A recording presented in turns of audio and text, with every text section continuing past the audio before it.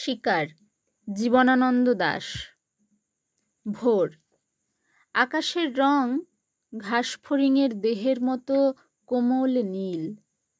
চারিদিকে পেয়ারা ও নোনার গাছ টিয়ার পালকের মতো সবুজ। একটি তারা এখন আকাশে রয়েছে। পাড়াগাঁয়ের বাসর ঘরে সবচেয়ে গোধূলি মদির মেয়েটির মতো।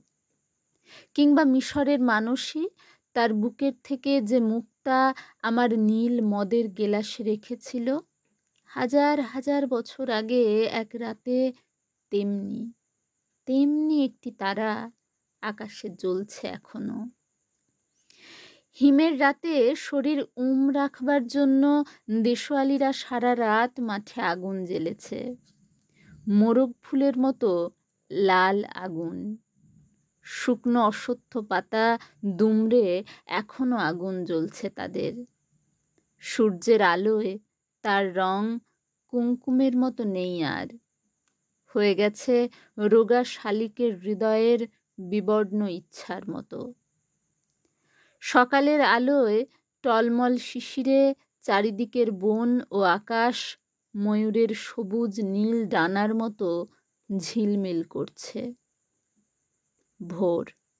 সারা রাত চিতাবাঘিনীর হাত থেকে নিজেকে বাঁচিয়ে বাঁচিয়ে নক্ষত্রহীন মেহগনির মতো অন্ধকারে সুন্দরীর বন থেকে অর্জুনের বনে ঘুরে ঘুরে সুন্দর বাদামি হরিণ এই ভোরের জন্য অপেক্ষা করছিল। এসেছে সে ভোরের আলোয় নেমে। কচি বাতাবি লেবুর মতো সবুজ সুগন্ধি ঘাস ছিঁড়ে ছিঁড়ে খাচ্ছে। নদীর তীক্ষ্ণ শীতল ঢেউয়ে সে নামল, ঘুমহীন ক্লান্ত বিহ্বল শরীরটাকে স্রোতের মতো একটা আবেগ দেওয়ার জন্য। অন্ধকারের হিম কুঞ্চিত জরায়ু ছিঁড়ে ভোরের রৌদ্রের মতো একটা বিস্তীর্ণ উল্লাস পাবার জন্য। এই নীল আকাশের নিচে সূর্যের সোনার বর্ষার মতো জেগে উঠে সাহসে সাধে সৌন্দর্যে হরিণীর পর হরিণীকে চমক লাগিয়ে দেবার জন্য। একটা অদ্ভুত শব্দ। নদীর জল মচকা ফুলের পাপড়ির মতো লাল। আগুন জ্বলল আবার। উষ্ণ লাল হরিণের মাংস তৈরি হয়ে এলো।